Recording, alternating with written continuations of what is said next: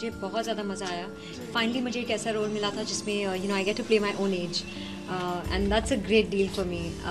Also ऐसा कोई character मैंने पहले कभी नहीं किया है। By profession she is a hair stylist and makeup artist. जिस तरह का लुक है गौरी का इस फिल्म में, जिस तरह की the kind of person that she is a live wire.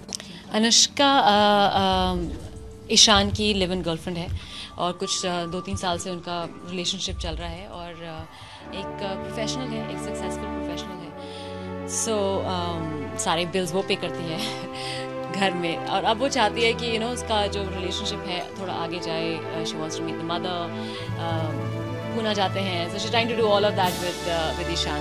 मेरे लिए आई थिंक हमेशा ही मेरा ये एम्बिशन था कि मुझे एक्टर बनना है। मुझे बिल्कुल पता नहीं था कि ये पॉसिबल कैसे होगा और कभी it never occurred to me कि मुझे एक्टिंग मतलब एक्चुअली करना क्या है, whether it's films, TV, theatre, या modeling या what, but I just always thought that I want to be in the limelight. मैं अपने 11th या 12th ग्रेड में पढ़ाई करी थी पूना में एंड उस वक्त मुझे किसी ने ऑडिशन के बारे में बताया। तो ये है and that is John's head basically is here. So वो प्रिंट आउट है of what's in his head actually. चलिए बाकी फिल्म में जॉनी है, आप लोग इन्हें बेस्ट कर रहे हैं, जॉनी बेस्ट है, लेकिन ये मतलब वर्ल्ड की बात है, बहुत सारे तमाम एक्टर हैं और तो उसमें से आप दोनों को कौन बेस्ट है एक्ट्रेस? आपने it's like putting a gun on somebody's head and saying, so tell us who's the best in Bollywood. It's a very tough question really, but I think एक evergreen जो आंसर सबका रहेगा वो यही होगा कि मिस्टर बच्चन हमारे फेवरेट हैं। For me, mister Amitabh Bachchan is the best actor in Bollywood. Kapil की ये फर्स्ट फिल्म है। हमारे जो डायरेक्टर है कपिल शर्मा, उन्होंने पहली बार ये फिल्म डायरेक्ट की है, इट्स डेब्यू। कपिल पहले से ही बहुत क्लियर थे कि उन्हें ये फिल्म किस तरह से बनानी है। I think start to end वो पूरे प्रोसेस में ही just didn't lose the path anywhere.